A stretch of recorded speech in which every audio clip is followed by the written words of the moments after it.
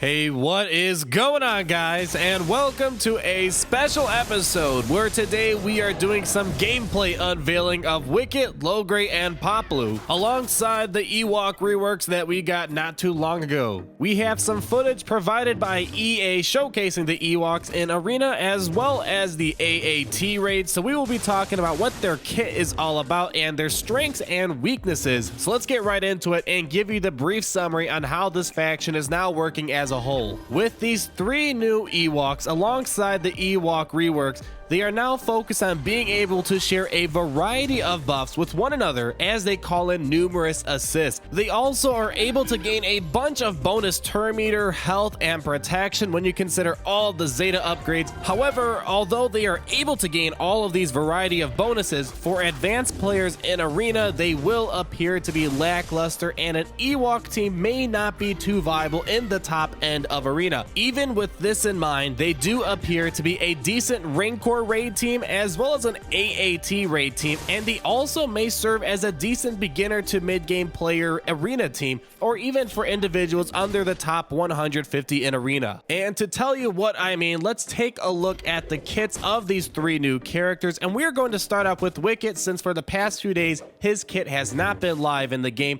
So what Wicket's job is to be an Ewok attacker who actually puts out some decent damage and also has a lot of critical hit and stealth synergies. In my little cheat sheet for this character, I outlined some really important stats. First of all, his speed is 146, so he is a nimble little guy. Health is 16,647, and protection is 23,240, which puts him around the average for this game. His basic is known as Inquisitive Jab. It deals physical damage to the target enemy and gains critical chance up for 2 turns. And if an Ewok ally calls Wicket to assist, they also gain critical chance up for 2 turns. Next up is his special ability known as Forest Ambush. It has a decent cooldown of 3 turns and it has a pretty neat animation. It deals physical damage to all enemies, and then Ewok allies gain 10% turn meter for each critical hit scored. Meaning, in Arena, this can technically grant up to 50% turn meter per Ewok ally. The last special ability that Wicket has is known as Gorilla Strike, has a 3-turn cooldown as well, and it deals physical damage to a targeted enemy and calls another target ally of your choice to assist.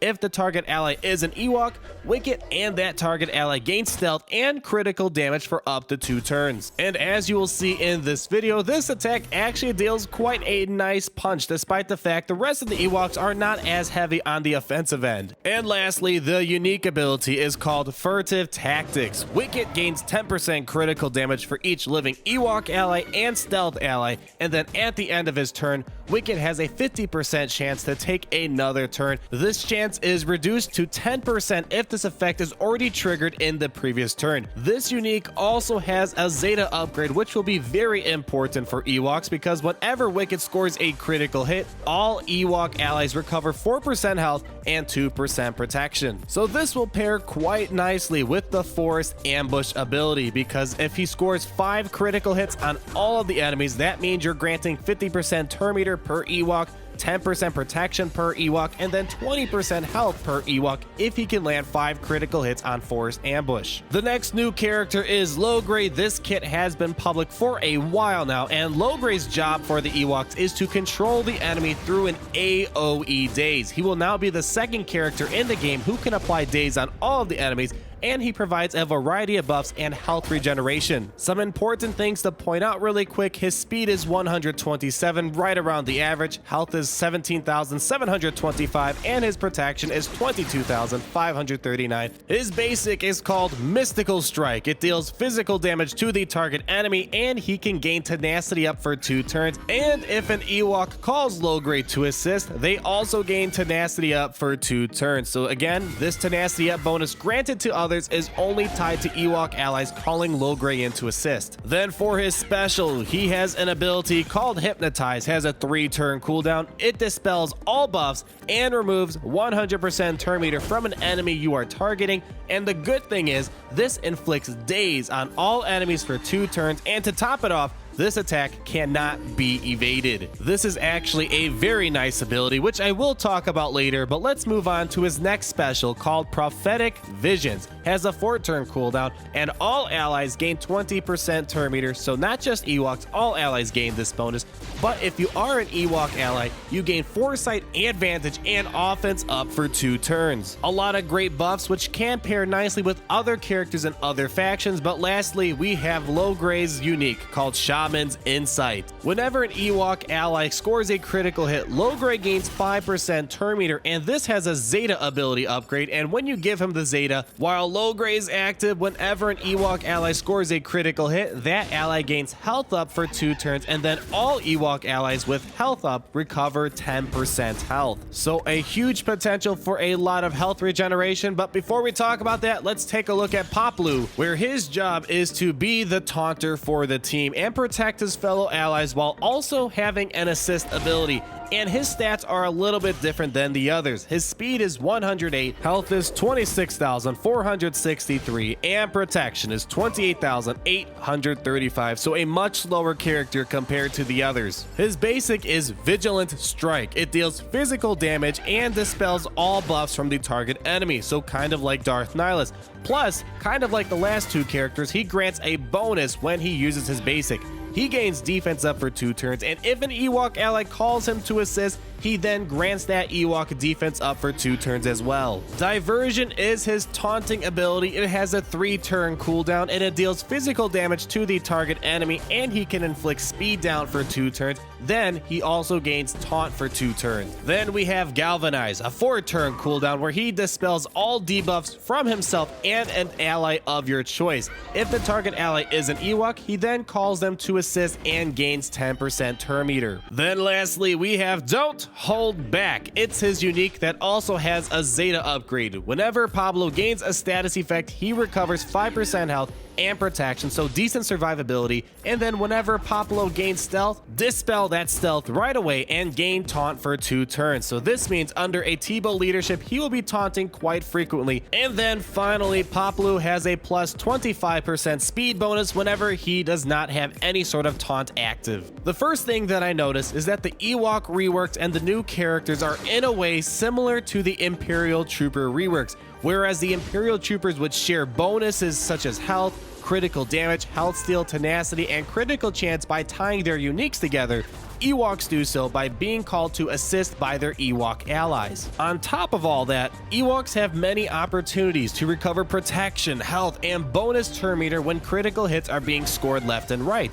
When you pair all of this together with the Chief Chirpa Zeta leadership, which has a 60% chance to call Ewoks to assist whenever a special is used by an Ewok, you will be gaining all of this stuff very frequently in battle and on a very consistent basis. And this is a good and bad thing. The issue with this is that with all these buffs being shared through this manner, aka through assisting one another and through the form of a buff instead of a unique, they can easily be countered with buff immunity or shock. The other issue is that a simple daze can eliminate a large portion of their synergy by preventing bonus turn meter and bonus attacks. And if you're preventing bonus attacks, that means you are preventing tenacity up, defense up, as well as critical chance up from being spread among the Ewok allies. But let's assume daze is not a problem because we do not see as many Darth Mauls in Arena anymore for most shards. It can be seen as a problem that most of their synergy relies on critical chance and critical damage. If you're going up against a Rex team, that means that Rex team is going to have a huge advantage due to all the turn meter gain,